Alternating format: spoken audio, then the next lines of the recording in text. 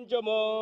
ప్రభువా నీ రెండరాకులను ఎదుర్కొనుటకు నీ సకల పరిశుద్ధులతో మేము కలిసి నిన్ను తండ్రిని పరిశుద్ధాత్మ సుంజులాగున సంతోషము దయచేసి నీ పునరుద్ధానం యొక్క ప్రకాశమానమైన వెలుగుతో మా అందరి ఆత్మలను వెలిగింపచేయము. మనము బిగ్గరముగా 3 సార్లు ప్రభువా మమ్మను దీవించమని చెప్పవలను. ప్రభువా మమ్మను దీవించుము, ప్రభువా మమ్మను దీవించుము, ప్రభువా మమ్మను దీవించుము. తెరవబడిన సమాధులు నేను చూచితిని, దానిలో సకల విధములైన బలవంతులు ప్రవేశించుండిరి. వారి పాదములు నా శమనకు వెళ్ళుచుండను. అప్పుడు నేను వాటి యొద్ద కూర్చొని ఏడ్చుచు బాధతో నెట్టూర్పుతో ఈ విధముగా చెప్పుకొండిరి. ఇదే మన అవసానమైతే రాజులు ప్రభువులు బంగారము సమకూర్చుకొనుట ఎందుకు?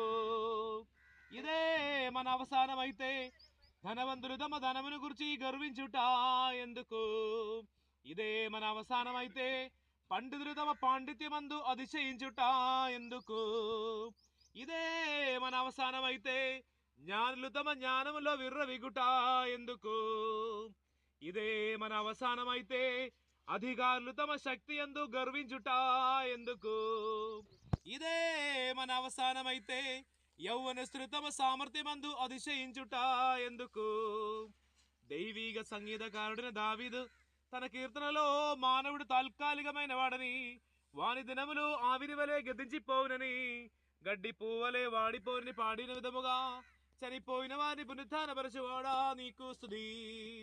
సర్వమునకు యజమానుడైన దేవునికి స్తోత్రమని మనము బిగ్గరముగా చెప్పవలను. హల్లెలూయా హల్లెలూయా హల్లెలూయా. దేవా నీకు స్తోత్రములు. హల్లెలూయా హల్లెలూయా హల్లెలూయా. దేవా నీకు స్తుతి. హల్లెలూయా ఓ హల్లెలూయా. దేవా నీకు స్తుతి.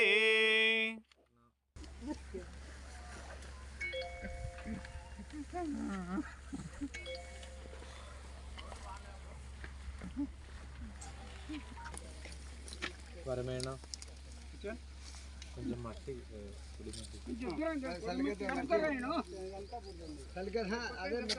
దాని మీద పెట్టారా?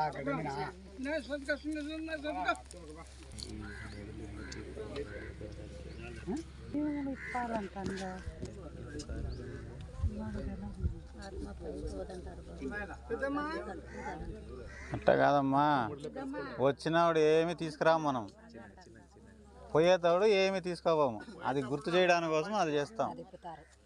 అందుకనే ఈ లోకంలో ఏమీ లేదు, దేవుని వైపు మనం చూడాలి, దేవుని మాట వినాలి.